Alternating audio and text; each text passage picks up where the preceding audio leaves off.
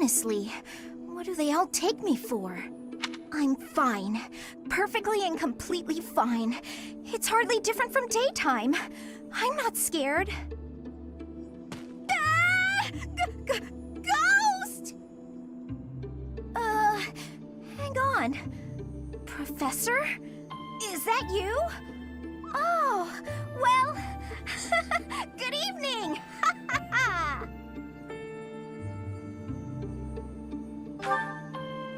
Oh, I left something in the dining hall, so I'm on my way to fetch it. But you don't need to come with me or anything like that. I'm fine on my own, really. You weren't? Oh, apologies for making an assumption. The truth is, everyone I come across asks if I'd like some company. They all seem to think I'll be scared wandering alone at night.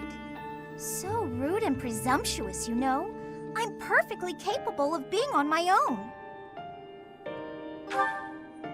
Hey, Professor, wait! Well, I thought it might be nice to walk and talk together to the dining hall. Shall we? To be abundantly clear, this has nothing to do with my non-existent fear of ghosts. Oh, you must be bored. Fantastic, then. Do you mind, filling the void with some chatter? Some find silence to be a bit unsettling, after all. Okay, I confess, I am scared of ghosts. The monastery is unnerving to me at night. So, can we talk about something, please? Anything. I've noticed for quite some time now, you treat all your students equally, don't you? You've never treated me differently simply because I'm younger than the others. And I've always appreciated that. Isn't it rather obvious? I'm roughly 2 to 3 years younger than the rest of the class. Have you just not been paying close enough attention to those you teach? That's poor form for a professor. Oh, there! I found what I was looking for. Well, I'd better be on my way now. Good night!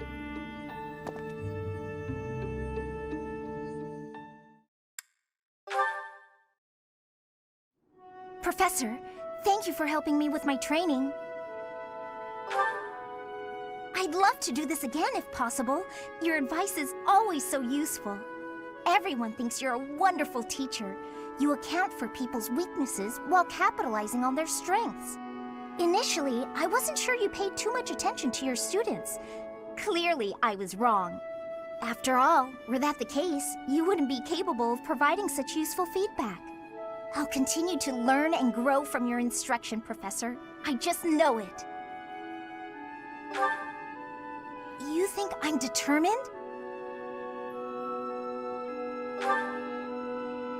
Professor, thank you. You're the only one who's ever praised me like that. I mean, people are always telling me I've got a knack for magic. If you can call the power of my crests a knack, they aren't wrong per se. Though bearing 2 crests isn't a gift I ever asked for.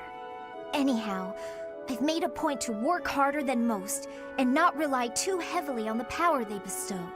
So I find it frustrating that the only praise I seem to receive is directly related to that power. If you've noticed how hard I work, then, well, it makes me very happy. Well, you see,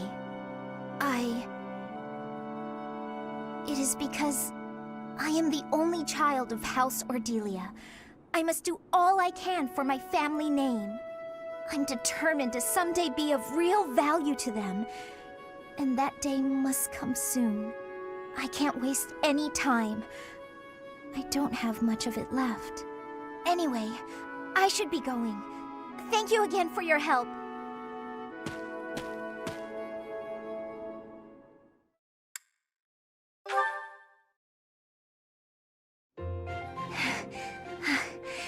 Thank you for helping me with my training again today, Professor.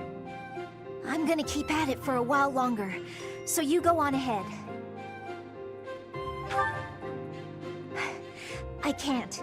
Not when I'm right on the cusp of using my power to greater potential.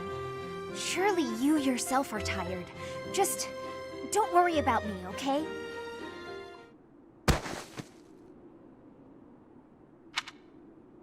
I'm sorry, Professor. It was careless of me to continue, despite how fatigued I clearly was. I probably should have listened to you. Now I've made a mess of things. I can't help but feel the need to rush in all things constantly. You get that way when you realize you haven't got much time. 13 years ago, House Ordelia was involved in a civil conflict within the Empire. All we did was respond to a call for aid. We weren't involved politically. But once the rebellion was crushed, my family was held responsible for the aid we gave, and the Empire gained some sway over us as a result. At the time, the noble houses of the Alliance took a passive stance. No one lent aid to my family. As a result, some key officials within the family were killed, and people from the Empire were sent to replace them. Among those people were some mysterious mages. They were unsettling, in a word, skin pale as death. One after another, they captured and imprisoned the children of our household. They began performing terrible rituals on the children, though it's probably more accurate to call them experiments. With the Empire monitoring our every move, my parents could do nothing but watch in horror as all of this unfolded. One after another, the children died, until the only one left was me. You know, my hair wasn't always this color. During their experiments, they'd been doing things with my blood. One morning, I awoke like this. A shock of white hair, all trace of pigment gone. Upon seeing me, the mages were delighted. They realized that their experiments had finally succeeded. Sure enough, they ran a test and saw that 2 crests coexisted within me. Losing pigment from my hair wasn't the only loss. The mages informed me that my lifespan was now greatly shortened. 5 more years at most, perhaps less. Shortly thereafter, the mages lost interest in me, and we never saw them in the Ordelia household again. Since all that, our family has been in decline. It's challenging now even to govern our territory.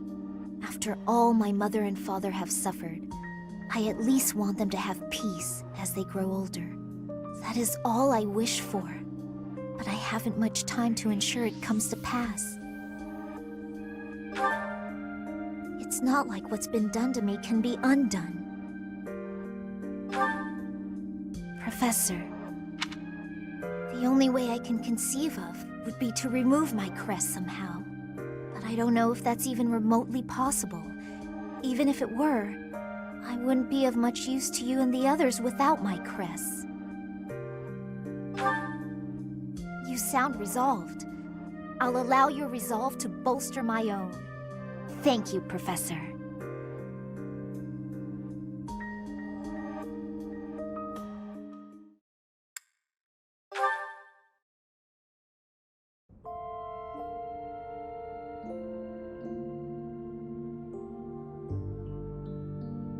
Professor,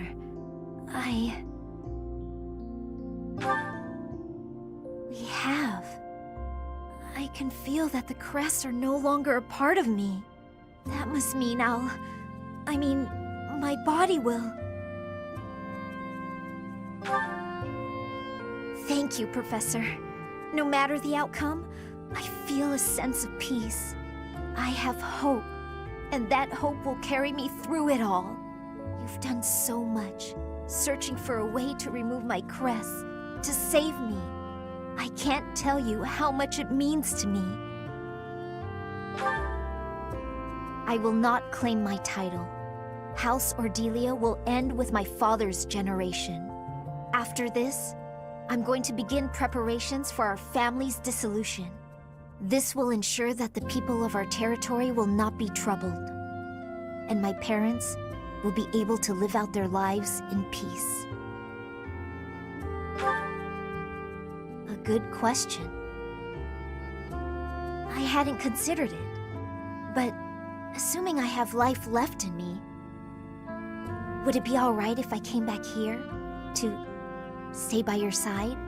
Without my crests, I'm not sure what all I'd be able to do for you. But you have given me a new life. I want to use my time to support you however I can.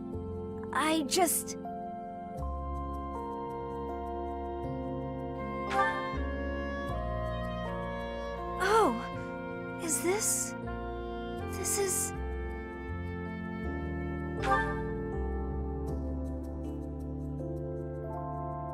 What I said earlier about not caring what the outcome of all this is, I take it back. For the longest time, I didn't think I'd be around to be a part of the future you and everyone were creating, that I had no place in it. But now, I cannot fight it any longer. I do care, and I do not wish to give up on chasing that future. I do not wish to die.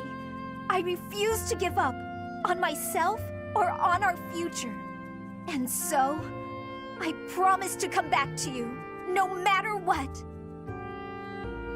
Once I'm back...